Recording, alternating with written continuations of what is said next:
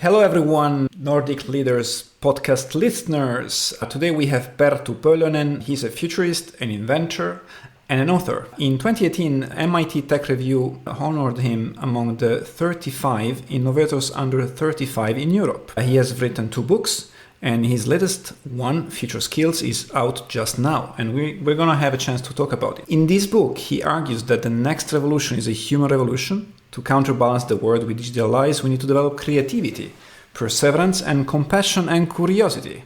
Those same soft skills that give our lives meaning and set us apart from machines. Hello, Perttu, and welcome to the Nordic Leaders podcast. Hello, thanks for having me. Pleasure ours. I'm Stefano, as you might have guessed, and in the co-hosting chairs we have today, as always, Nick Verticals, the very handsome guy from Helsinki. I'll take that any day. Thank you. Perttu, thanks for joining us today. Thank you. And also we have David Goddard, which is the twice gentleman from Espoo. Thank you. I'm glad that I'm a gentleman. That's very nice and kind. Better than nothing, right? Yeah.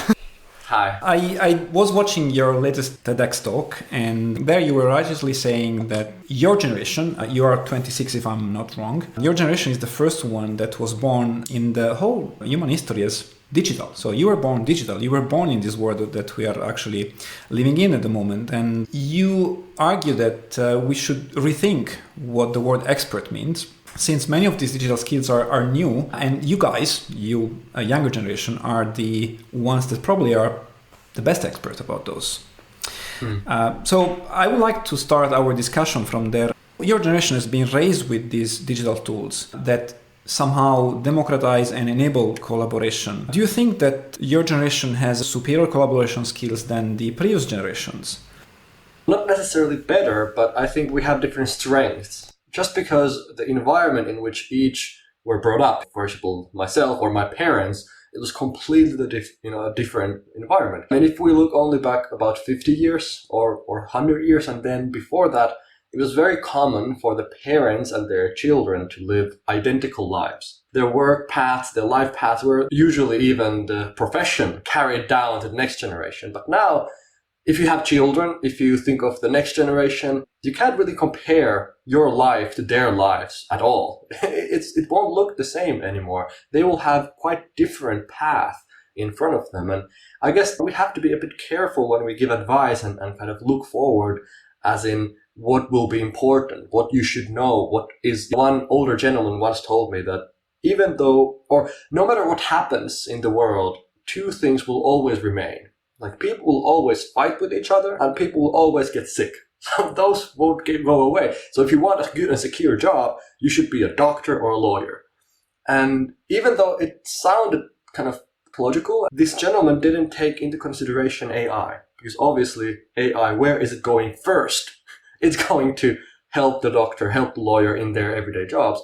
So I guess there just isn't secure, good jobs left anymore. Like, every parent, of course, would want their children to have one, but maybe it is a paradigm shift that we will have now. So we have to be careful so that we don't raise the successful people of the past just because something worked for us, but not for the next generation. So I guess this is where we come from to this situation. When I was a kid, I had internet, I had a laptop, I had a smartphone. My parents didn't. So 3 breakthroughs in technology, and it completely changed the lives, the environments we had. Now, of course, we won't have only 3.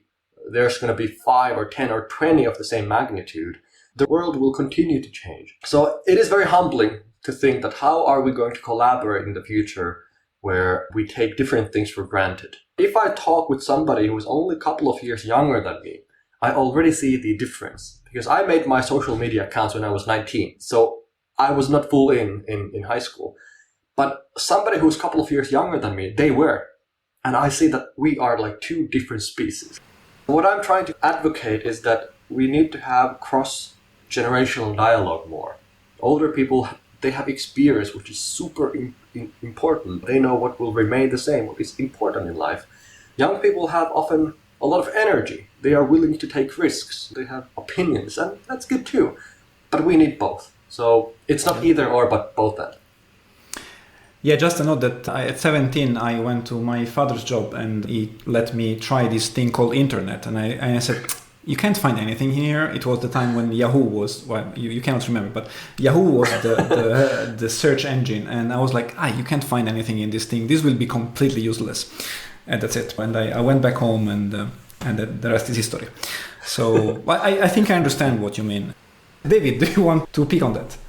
Yeah, thank you. I'm the grown up in the room, so I can take that role. Perttu, I was just interested in this cross-generational dialogue idea. I think it was 2005. I was giving a presentation on that theme at a conference in Oslo, and I was speaking to my mother, and she asked me, "What are you up to, son?" And I said, I'm giving this presentation about cross-generational dialogue in the workplace, and she said, what the hell's that?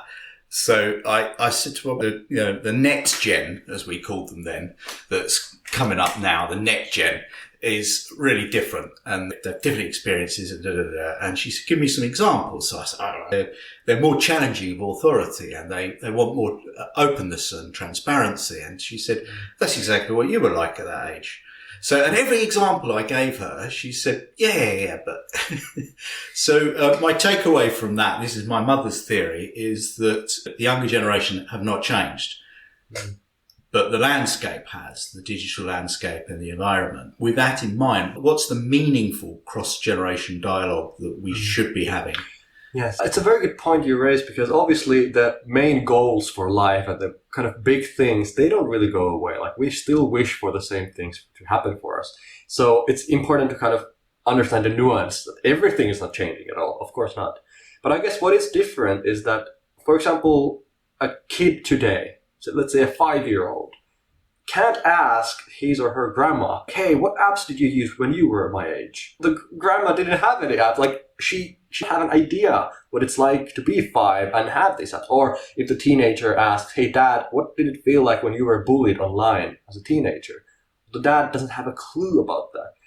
So the meaningful cross-generational dialogue would really to be, or try to really understand what is the reality of this other person, even though I really comprehend, I cannot really understand what it possibly could be like.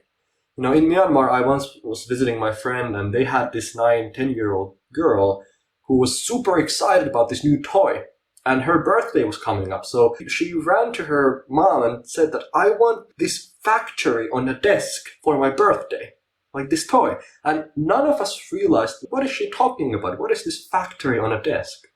Until somebody got the idea, hey, she's talking about 3D printers, but she just doesn't know the name, because that's like a factory that you put on a desk. So we whispered to her that, okay, it's a 3D printer, okay? And then she ran again to her mom, and the grandparents were there too. And she was shouting like, I want a 3D printer for my birthday. And she was so eager, so excited about that. And the mom didn't know what it is. And the grandparents didn't know that either. And they couldn't answer to the enthusiasm of the girl. I was just looking at the situation from afar, thinking, are we growing separate? Is it possible that we have different toys, different ideas, different childhood? So I guess for this not to happen, we need to push ourselves a bit to really understand, not just as if we understand, but really understand the reality of the other person. Then there needs to be more dialogue in the dialogue. I mean, real meaningful dialogues, including the listening and really understanding each other. Yes, compassion. What is changing in the world of work? I hesitate to ask a futurist to make predictions about the future, but do you think that workplaces are actually becoming more compassionate? I know a lot of my clients they talk about this. Is it actually happening? I hope so. And as a futurist, I like to draw the big picture and try to understand the big changes ahead. And if you look back to the different revolutions we've had in work, different eras, we've had agricultural revolution, right? Then we had industrial revolution. Now we're witnessing the information revolution. So I hope the next one would be human revolution, because the technology can do such amazing things already, and maybe in the future we need to ask, so what can I get from you that I can't get from Google? What are the things that only human being can deliver? And then the human elements are the added value in the workplace. Like, what do you have to deliver? That defines your worth in a way. So we have to really kind of develop our compassion, our empathy, our curiosity, these soft skills that make us different from machines. So in that way, I hope that in the future we are moving towards a more humane work. So that's my prediction. The problem with my robot is it doesn't have any imagination, and it hasn't got a sense of humour either. Yeah. What about you, Nick? Well, it's been fascinating listening to Perttu's thoughts so far. I had some thoughts, first of all, about doctors and lawyers, and then I was thinking about which professions are we definitely going to need, and I was thinking undertakers and tax advisors, and I was thinking about the cross-cultural context. How does this digital revolution shape what it means to be Finnish, Italian, or English? And then I was thinking about the younger generation that bring, in Perttu's words, energy and risk and opinions to the table, and the older generation who bring experience, context, stories. So how do we get those two together and do that thing that you were talking about, collaboration? It's a really long question. But I think one thing that we need to redefine, or at least where we need a bit more room, is expertise and what it looks like, what we traditionally think it is. Because and it's been reasonable that in the past, expertise is what you get over time. You need to have experience. You need to have, knowledge, to put it plainly. But now that somebody, let's say 20-year-old, has been brought in a very different world than their parents, they might have some interesting insights about what it feels like to be a person in this kind of digital environment. They might have something relevant to give. But if the 20-year-old, we don't consider him or her as an expert because, well, he or she doesn't look like one or doesn't sound like one, then we might miss on something very important information. So I think one is to really allow that mentoring to happen both ways.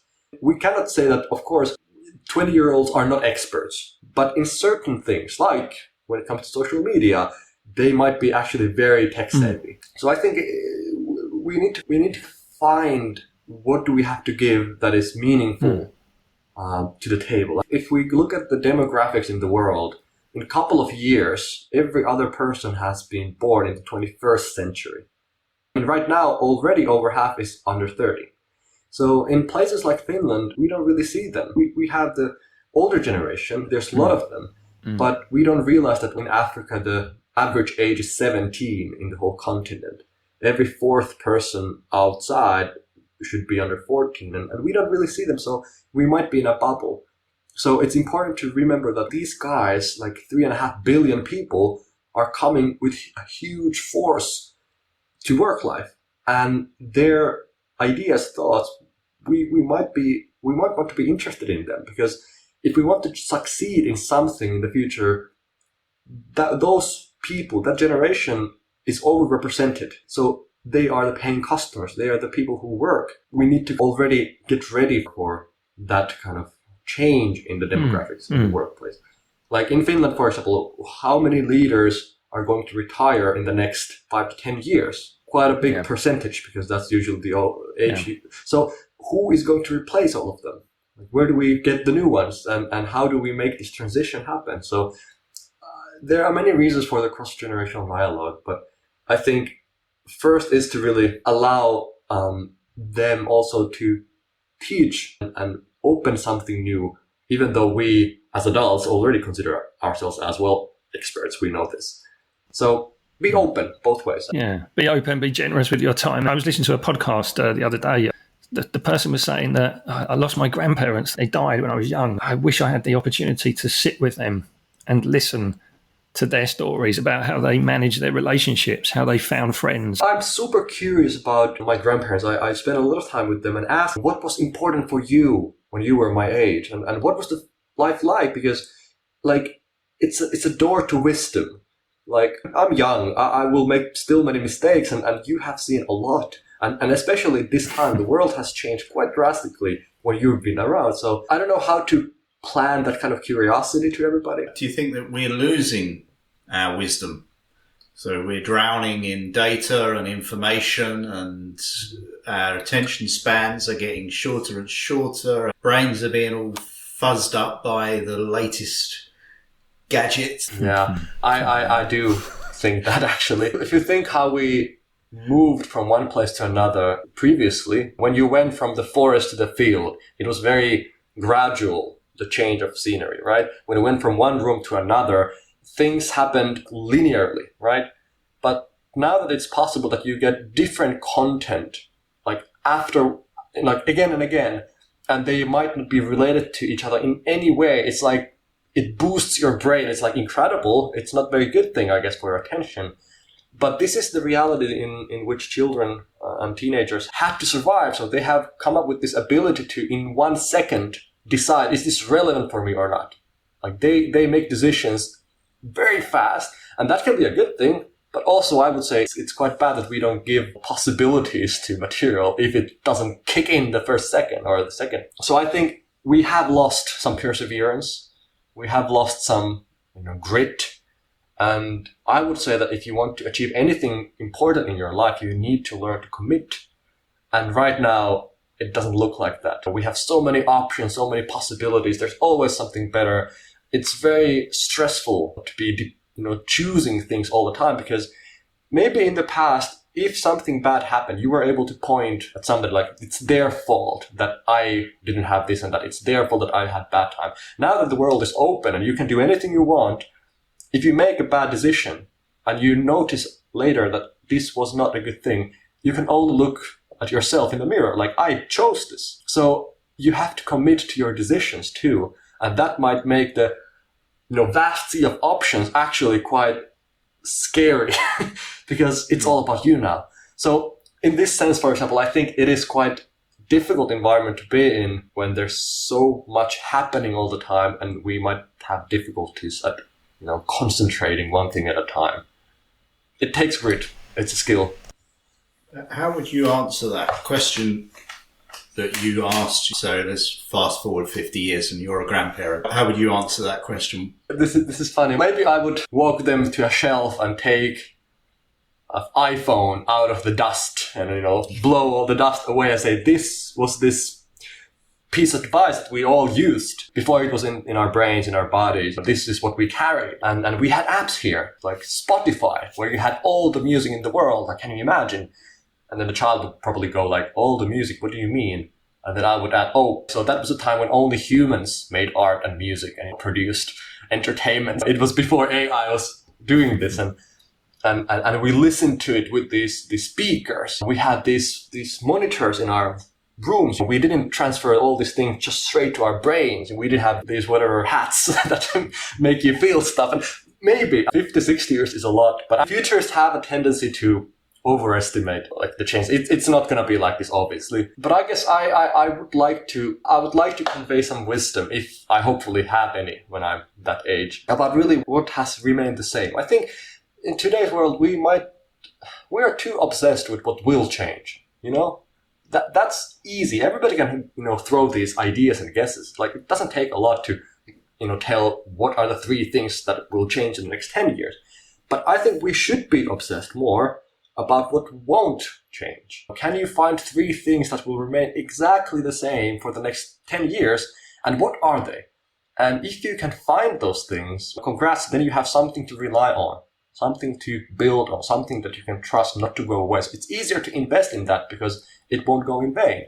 So I would say that in this uncertain time, future, many people are scared about that. I would say find the things that don't change. That's a better approach. So I guess I would talk to my grandchildren and tell the things that have been exactly the same for the last 50 years and encourage them to, be good at those things. So what do you think are the things that won't change? The human elements: compassion, curiosity, perseverance, creativity, storytelling, moral courage, entrepreneurship. I guess all the things that are in my book, Future Skills, those were the things that I wanted to study and, research. Because I once asked a futurist in Silicon Valley, Ray Kurzweil, who is very well known, this incredible... The future is here, but it's right. unevenly distributed. Yeah. So I asked Ray, if you were my age, I was 21 at the time, what would you go to study? And I expected, of course, to hear synthetic biology and blockchain and nanotechnology, like this is hot and trendy in Silicon Valley, this is the future. But no, he actually said that if you want to make yourself a service, start with what will help you forever. So there's no, like, why would you go to study anything else than philosophy or fine arts? Because it's the thinking skill, it's the character that will remain. So then you can specialize. But if you study coding, yeah, we might need a lot of coders right now, but it will come and go. 20, 30, 40 years, maybe machines will write their own code. Maybe you should now study Mandarin Chinese. Everybody says it's important, but maybe we can translate languages to our earpods. So the role isn't the same anymore. So start with philosophy, fine arts. These things help you think and develop your thinking skills, and that will always be your benefit. So I was very happy to hear that even this kind of futurists in Silicon Valley, they still have this humanist kind of side in them, that these things are important. I would say the things that make us different from computers, that's where we should excel at. And also the things that make us different usually make us happy in life. If you think of compassion, curiosity, creativity, all these things, it's a good deal. Cool. You said before that in the past, or at least for our generation, expertise would require knowledge. And then I started thinking, are you hinting that nowadays expertise would not require knowledge? And you can get an expert at something without actually the knowledge part? It's just a thought that came to my head. No, I think knowledge is essential and will be always, and especially being able to communicate that effectively. So that won't go away at all. I guess what we though have to acknowledge is that a lot of the skills, a lot of competence has been acquired informally. So there's no test result or degree for that. Even though it might not look like you are an expert on paper, you might still have something very important to share. If you want to drive a car, you have to take a test, right? If you want to hunt in the woods, you have to take a test.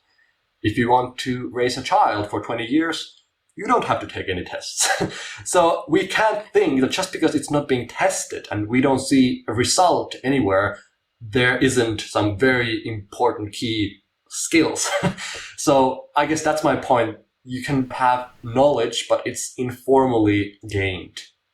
Got it. So you were referring to formal knowledge or knowledge gained through university courses and all of that. Yeah, I actually talked with many people in Silicon Valley who were like 19, 20. They didn't have any like formal background in computer science, but they were coding for Google and Facebook and like got good salaries and everything. So I guess it's changing little by little, that the validation part, like how do we validate our skills? Like a difficult task, but I guess many people will try to prove that I'm good at this, even though there isn't a degree for that. Yeah, and I these myself of these coders which haven't had a formal degree, so I totally know what you're talking about. Maybe touching a bit about on this virtual world that it's now all the rage, so TikTok and Instagram and YouTube and all these things that the youngsters maybe there is even something newer that I don't know. Your generation is very skilled, as you say, at interacting digitally, virtually. Do you think that if the future will become more human or will require more of these social interaction skills, will that something that the older guys, the old farts like me, David and Nick, can somewhat valuably pass on to the younger generations? What do you think? Well, I think, first of all, when we talk about boomers and millennials and Z, and at the end of the day, they're quite superficial. They're man-made barriers which have just decided, okay, this is who you are, this is what you are not. Obviously, it's not like that. It's not black and white. So it's not like I'm saying it's impossible for one to be something or the other way around. But I think every trend creates some kind of counterbalance trend. And it can be that now that we've so fast, so quickly got all digital, and we moved these digital universe, it creates a subtrend of being able to listen yourself better, have better inner listening skills. And it can be that those traits actually will become very valuable just because they are rare. And in this sense, it's very well possible that the older generation can really help the younger generation who is addicted, who has mental health issues, who has a lot of troubles also with technology, with these types of things. But I think I'm listening myself, I try to also be careful not to separate people and make something like possible for only old or only young people. It's obviously not like that. And I want to underline that the goal is not to make barriers or create them even more, but rather take them down. But I think it's important to acknowledge that we naturally have different tendencies. Yeah, fascinating. Perttu, can I ask, what is it like being a 26-year-old right now? I guess my only fear, or the biggest one, is that it's not to fail or the fact that I would make mistakes, but rather the fact that I will succeed in the wrong things. And right now, yes, I am busy. I cannot go around that. And there's a lot of things happening, but I'm still 26. Should I be there partying and doing this and that? You can succeed anytime. I mean, in that you can party and have a lot of success. Don't forget to wear the mask and be double vaccinated before you do. But right. Go ahead. Yeah, of course, partying is not only for people who are 20 something. I get it. But I guess looking at my time, I guess that's the resource. That's the valuable thing that we all have to think about. Where does the time go? I don't dwell in what I did in the past, or I don't feel like I should regret something, but rather because when I did something, even though it was a mistake, at the time it felt like I should do it, or at the time I felt like I want to do it. So I don't regret what I've done, but rather what I've wanted. Because mistakes come from wanting wrong things. So at the time right now, I don't feel like I will regret this at all, no? Even if, all my time was working. But rather, am I wanting the right things? Is this the thing I want to be successful at, or am I succeeding in the wrong things? How I've solved it is that if I'm going to be tired at the end of the day anyway, why don't I just try and be bold and do something great? On Friday evening, I'm going to be, so why don't take the risk if that's the case anyway? So that's my mentality then, that right now I have the energy to travel. I'm going to Tampere after this. So there's a lot but it's meaningful. I feel like I'm able to give something forward. Thank you, Perttu. And I heard creativity, perseverance, compassion, curiosity, moral courage and entrepreneurship. I think that those are some of the themes that have come up again and again in our pod. So I think that, that absolutely that those things are going to become more and more important in the workplace and in leadership and solving some of the global challenges that we have. So thank you. Great discussion. Thank you. Excellent summary, David. Perttu, I was going to ask you, what makes you happy? What are you doing when you're not working? Yeah. I play the piano. Music is a huge part of me. By my education, I'm a composer. I went to study in the University of the Arts. So it is a big part of me. So music helps me put, my thoughts sometimes to a form that is transferable. So it's language. Music helps. But also, I have that artistic side of me. I still write a lot. I write poems. I love to challenge myself in that way. I like to create from nothing to something. That's one of the best things. And actually, I might be a bit weird in that regard, but to wind down, I actually like to study stuff. That kind of relaxes me if I go and watch a documentary about black holes or how to grow roses in the Netherlands, or game theory, or the first mechanical computers. So these things kind of take me out, and I think I lose. So in that way, one of the best ways to me time is actually to do something completely irrelevant usually, but really dive deep into some subject, some idea. Brings you energy. Yeah. And also, quite often, you learn something or you get a new idea and you can actually use it. You were not looking for it, but doing different things usually help and each other. Indeed, and it's surprising how often we make those connections and then bring them into maybe a keynote speech the following day. Right. So it can be quite... Yes. It can be quite nice for the audience as well to hear that here's this person, they're talking about this topic, but they've also been watching a documentary about this. And usually, like, when you get deep enough into a subject, you've learned some quite basic principles that are very applicable to any domain, really. Like, I've gotten my biggest revelations, biggest lessons about entrepreneurship from my composition classes. I've got more ideas to my art from Silicon Valley than anywhere else. So oftentimes doing something that you would feel like is not going to help me at all might surprise you. So I try to have that time off as well when I'm doing something non-productive, but it turns out to be very valuable. That's fascinating. Thank you. Perttu, thanks a lot for the chat. And maybe one last thing, where can we find your latest book, or where our listeners can find your latest book?